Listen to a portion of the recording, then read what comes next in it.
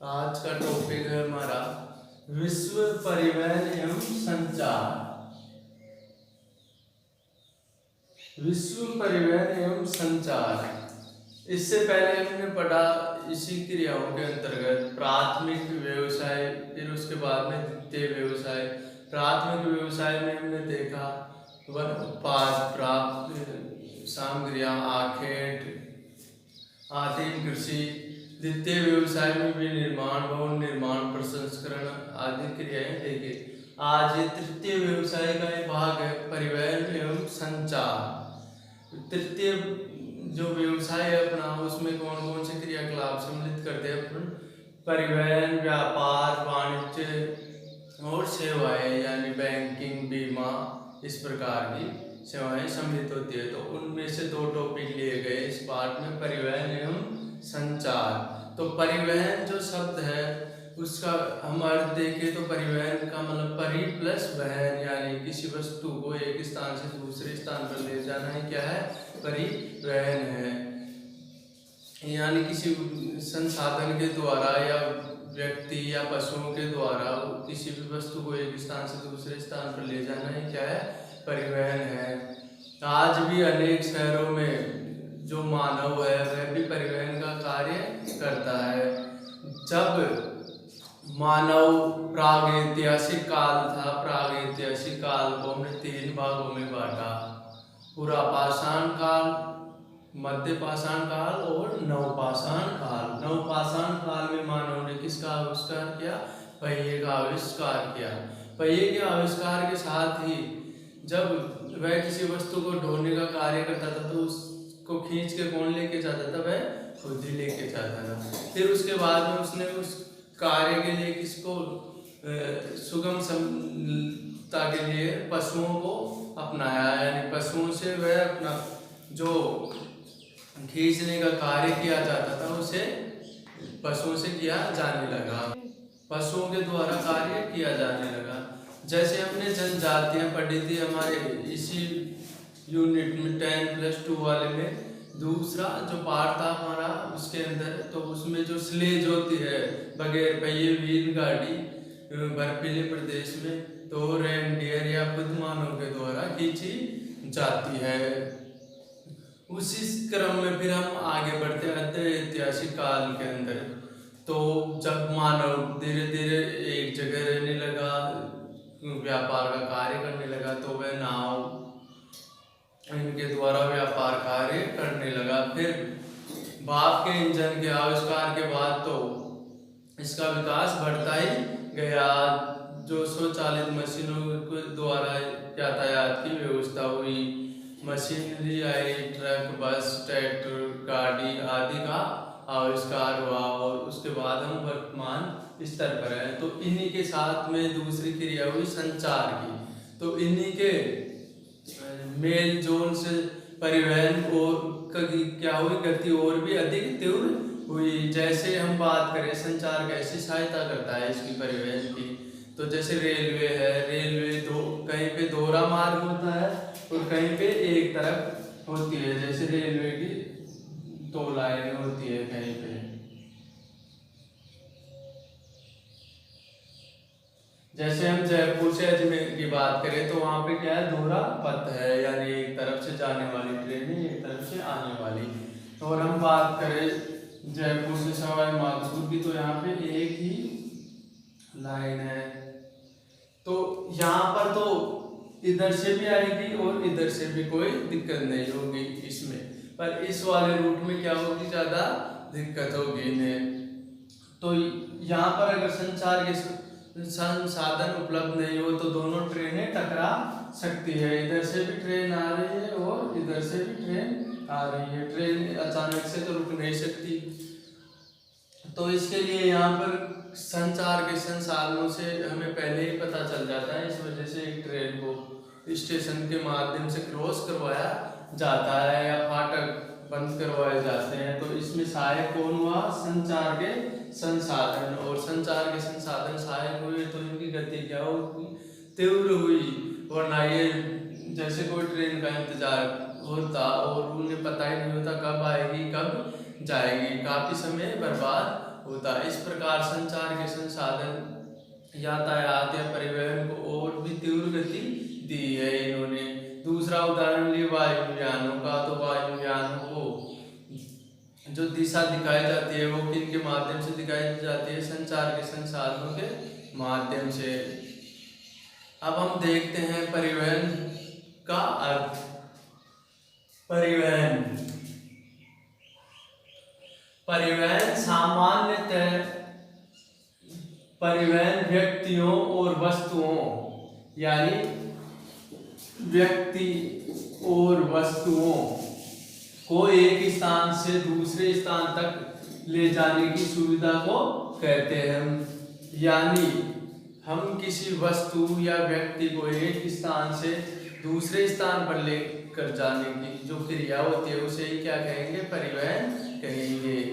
किसी भी प्रकार की वस्तु हो या व्यक्ति हो उसे हम क्या कहेंगे? परिवहन कहेंगे। एक स्थान से दूसरे स्थान पर ले जाना क्या है? परिवहन है। दूसरा, जिसमें मनुष्यों, पशुओं तथा विभिन्न प्रकार के वाहनों का प्रयोग किया जाता है। जैसे पशुओं का कब प्रयोग किया जाता? आदिम संस्कृति थी हमारी तब, और मनुष्यों का भी उसी समय प्रयोग किया जाता था। आज भी इन दोनों प्रकार मनुष्य और पशुओं का प्रयोग बर्फीले जो टुंड्रा प्रदेश है उनमें किया जाता है। और दूसरा, जो घनी आबादी वाले क्षेत्र है जैसे चीन और भारत, इन देशों के अंतर्गत किया जाता है। मनुष्य और पशुओं के द्वारा किसी गाड़ी को ढोने का कार्य किया जाता है, यानी यातायात का कार्य किया जाता है। हम देख सकते हैं हमारे आसपास के कस्बों में जहाँ पर गलियां होती है, यानी रोड चौड़ी नहीं होती है, सकड़ी होती है, उन क्षेत्रों में क्या किया जाता है? या तो बैलगाड़ी या व्यक्ति गाड़ी से कुछ कट्टे वगैरह व्यापारियों की जो दुकान वगैरह होती है उनके पास रखता है। तो क्या है, वहाँ पर गलियां हैं बिल्कुल, तो वहाँ पर जो संसाधन है वो नहीं आ पाते। इस वजह से वहाँ पर कौन ढोने का कार्य करता है? मनुष्य या पशु। वह वहाँ पर सामान पहुंचाते हैं जो दुकानदारों के पास। तथा विभिन्न प्रकार के वाहनों का प्रयोग किया जाता है। ऐसे गमनागमन हम क्या देखते हैं? स्थल, जल, वायु मार्ग है। ऐसे गमनागमन स्थल यानी आवागमन के स्थल कौन कौन से होते हैं परिवहन के लिए?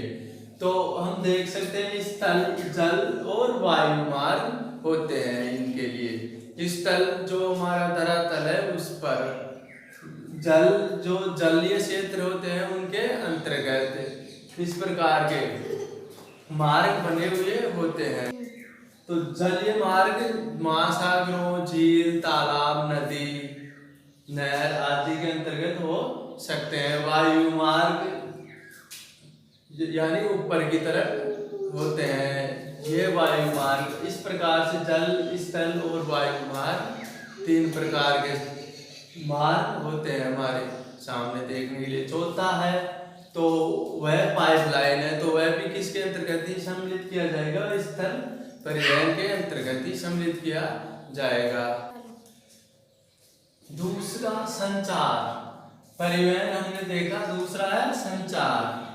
संचार के संसाधन भी क्या कार्य करते हैं? यानी एक वस्तु या किसी जो हमारी मौखिक बात या हमारे लिखित विचार होते हैं उनको एक स्थान से दूसरे स्थान पर पहुंचाते हैं। इस वजह से ये क्या कार्य करते हैं? वहन का कार्य करते हैं। संदेश, विचार आदि के स्थानिक आदान प्रदान को संचार कहा जाता है। यानी हमारे संदेश, विचार, हमारी भावनाएं आदि के स्थानिक आदान प्रदान को संचार कहा जाता है। यानी हमारे संदेश, विचार को एक स्थान से दूसरे स्थान पर पहुंचाना है क्या है? संचार के साधन है या संचार है। जो हमारे विचार, भाव होते हैं उन्हें हम लिख के, बोल के, मौखिक रूप से कैसे भी पहुंचा सकते हैं। जैसे टेलीफोन, टेलीग्राफ और कंप्यूटर। इस प्रकार के संचार के क्या है, संसाधन है। जैसे जैसे तकनीक बढ़ती जा रही है वैसे वैसे ही उपकरण बढ़ते जा रहे हैं। इनमें मुख्यतः कंप्यूटर आने के बाद संचार के संसाधनों का रूप ही परिवर्तन हो गया। परिवहन तथा संचार को सम्मिलित रूप से, यानी दोनों को सम्मिलित रूप से परिसंचरण का के अंतर्गत रखा जाता है। यानी परिवहन और संचार को सम्मिलित रूप से परिसंचरण के अंतर्गत रखा जाता है। यानी ये दोनों ही क्या कार्य करते हैं, किसी वस्तु को भेजते हैं दूसरी जगह, दूसरे स्थान पर, परिसंचरण का कार्य करते हैं। यानी परिसंचरण का कार्य मतलब कि कहीं से दूसरी जगह भेजना। जैसे हम पानी भेजते हैं पाइपलाइन के द्वारा, तो वो क्या है, परिसंचरण ही है, एक स्थान से दूसरे स्थान पर। उसी प्रकार परिवहन और संचार के संसाधन कार्य करते हैं। परिवहन व संचार तृतीय व्यवसाय के अंग है। परिवहन और संचार दोनों क्या है, तृतीय व्यवसाय के अंग है। ये दोनों के दोनों तृतीय व्यवसाय के अंग है। इसमें और भी व्यवसाय सम्मिलित किए जाते हैं। व्यापार, परिवहन, संचार और सेवाएं इसके अंतर्गत सम्मिलित की जाती है, तृतीय व्यवसाय के अंतर्गत।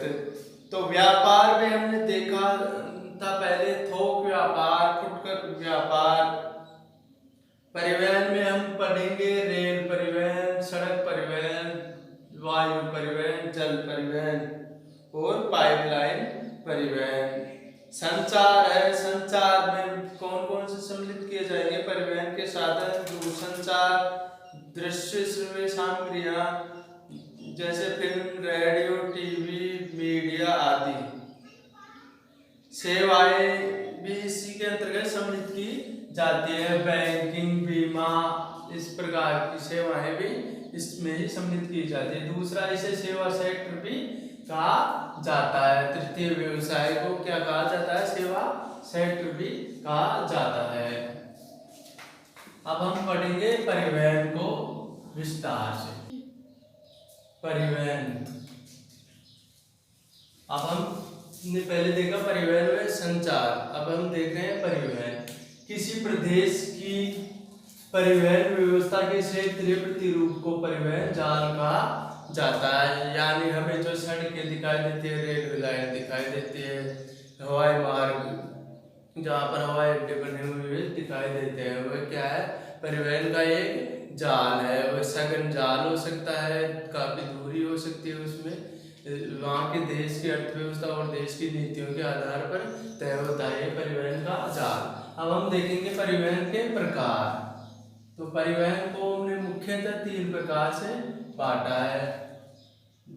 जैसे आपके 3 है और जो 10th की बुक थी आपकी, उसमें 4 प्रकार से बांटा गया है। इसे चौथा कौन सा, जो नवीनतम परिवहन का प्रकार है, अन्य पाइपलाइन जैसे जल, गैस, तेल, ये भी उसी का चौथा पॉइंट बना दिया गया, आपके इसका नहीं बनाया गया।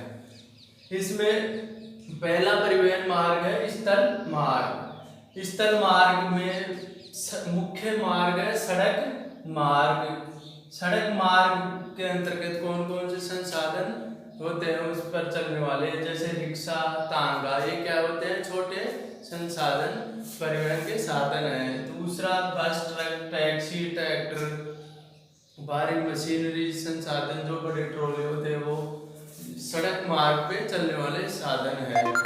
रेल मार्ग, रेल मार्ग, तो रेल मार्ग को हम 2 प्रकार से बांट सकते हैं। सवारी गाड़ी यानी यात्रियों को ले जाने का कार्य करती है वह, और लाने का कार्य करती है। दूसरा, मालगाड़ी। मालगाड़ी में क्या है, जो सामान होते हैं अपने, उनका परिवहन किया जाता है, वस्तुएं होती है उनका परिवहन किया जाता है। जल मार्ग, जल मार्ग को हम 2 भागों में रख सकते हैं, आंतरिक और महासागरीय जल मार्ग। तो आंतरिक जल मार्ग जैसे कहाँ चल पाएंगे, जल मार्ग यानी जल के अंदर ही चल पाएंगे। तो झील, नदी यही होती है, या तालाब होता है अपने आंतरिक स्थलीय भूभाग के अंतर्गत। महासागर तो होता है नहीं। तो इसमें जो संसाधन चलते हैं वो होते हैं नाव, स्टीमर, और ये सेवाएं क्या देते हैं, यात्री सेवा और माल सेवा दोनों उपलब्ध करवाते हैं महासागरीय। तो इसमें ये संसाधन कहाँ चल पाएंगे, सागर या महासागर के अंतर्गत। तो इनके अंतर्गत जो चलते हैं जलपोत, यानी उन्हें हम जहाज बोलते हैं, और ये क्या देते हैं, सेवाएं मुख्यतः माल सेवा देते हैं ये। तीसरा है वायु मार्ग। वायु मार्ग के अंतर्गत देश के आंतरिक भाग के कोने कोने में और विदेश में इसकी सेवाएं दी जाती है। देश में यात्री और माल दोनों प्रकार की सेवाएं उपलब्ध करवाई जाती है, और विदेशों में भी यात्री और माल दोनों प्रकार की सेवाएं उपलब्ध करवाई जाती है। इसके जो संसाधन है वह हवाई जहाज या हेलीकॉप्टर बोलते हैं हम उन्हें।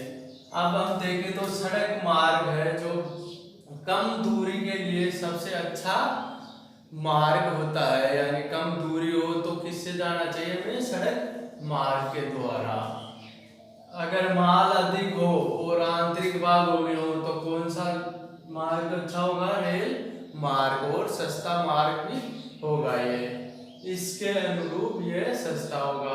उन्हीं स्थानों पर सड़क मार्ग भी जाता है और उन्हीं स्थानों पर रेल मार्ग भी जाता है। तो सड़क मार्ग और रेल मार्ग, अगर अधिक दूरी का मार्ग है तो किससे, कौन सा सस्ता होगा इनमें से, रेल मार्ग, और कम दूरी का तो सड़क मार्ग। विश्व के जो घने आबादी वाले क्षेत्र है वो सड़क, रेल और वायु तीनों से जुड़े हुए होते हैं, इनका जाल बिछा हुआ होता है। जल मार्ग, जल मार्ग क्या है, सबसे सस्ता परिवहन है, पर इसके अंतर्गत समय अधिक लग सकता है। इस वजह से तीव्र जो जल्दी वस्तुएं खराब होने वाली होती है वो इससे परिवहन नहीं किया जाता है, और जो वस्तुएं ज़्यादा जल्दी खराब हो सकती है उन्हें हम किससे भेजते हैं, वायु मार्ग से। या अधिक कीमती होती है उन्हें हम किससे भेजेंगे, वायु मार्ग के द्वारा। तो ये स्थल मार्ग, सड़क मार्ग, रेल मार्ग और जल मार्ग के अंतर आंतरिक और महासागरीय वायु मार्ग के अंतर देश और विदेशी सेवाएं उपलब्ध करवाई जाती है। अन्य है अपने मार्ग जो अभी इसी हाल ही की शताब्दी के अंतर्गत सम्मिलित किए गए हैं, वो है पाइपलाइन। तो उसमें मुख्यतः है जल, यानी जल